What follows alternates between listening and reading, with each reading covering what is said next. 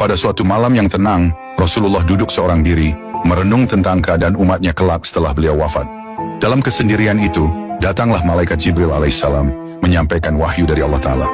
Jibril berkata, "Wahai Muhammad, Allah mengutusku untuk menyampaikan kabar, bahwasanya siapa saja dari umatmu yang bertaubat kepada Allah 1 tahun sebelum kematiannya, maka Allah akan menerima taubatnya dan mengampuni dosanya." Mendengar kabar itu, Rasulullah menangis. Air mata beliau menetes membasahi pipi dan janggutnya. Lalu beliau berkata dengan suara yang lirih, "Wahai Jibril, 1 tahun terlalu lama. Umatku banyak yang lalai dan tidak menyadari kapan ajal menjemput mereka. Bagaimana jika mereka tidak sempat bertobat 1 tahun sebelumnya?" Jibril pun kembali naik ke langit menghadap Allah, menyampaikan harapan Rasulullah. Tak lama kemudian, ia turun kembali dengan membawa berita, "Wahai Muhammad, Allah telah memberikan keringanan. Siapa saja dari umatmu yang bertaubat 1 bulan sebelum ajalnya, maka taubatnya diterima." Namun Rasulullah kembali menangis. Hatinya yang penuh kasih tak tega membayangkan umatnya yang terlambat sadar. "Wahai Jibril, 1 bulan pun masih lama. Mereka bisa saja masih dalam kelalaian dan tidak menyangka ajal sudah dekat." Lalu Jibril kembali naik ke langit untuk kedua kalinya.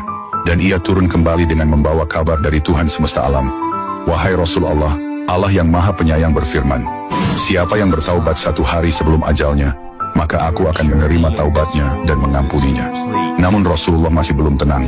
Beliau kembali menangis dan berkata, "Wahai Jibril, 1 hari juga bisa luput. Umatku bisa saja tidak sadar bahwa hari itu adalah hari terakhir mereka." Untuk ketiga kalinya, Jibril kembali naik menghadap Allah dengan membawa kerinduan dan tangisan sang Nabi tercinta.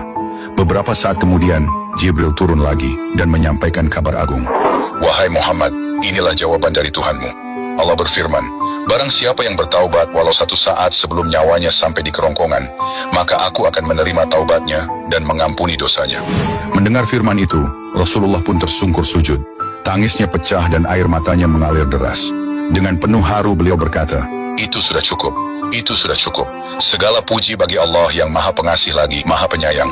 Dan begitulah Nabi yang mulia, Rasulullah tak henti-hentinya memikirkan kita umatnya. Di saat beliau bisa tenang, beliau justru menangis. Di saat kita lalai, beliau justru memohonkan ampun. Lalu Allah pun membuka pintu taubatnya hingga detik terakhir sebelum ajal datang. Maka adakah alasan bagi kita untuk menunda kembali? Jangan sampai tangisan Nabi menjadi sia-sia.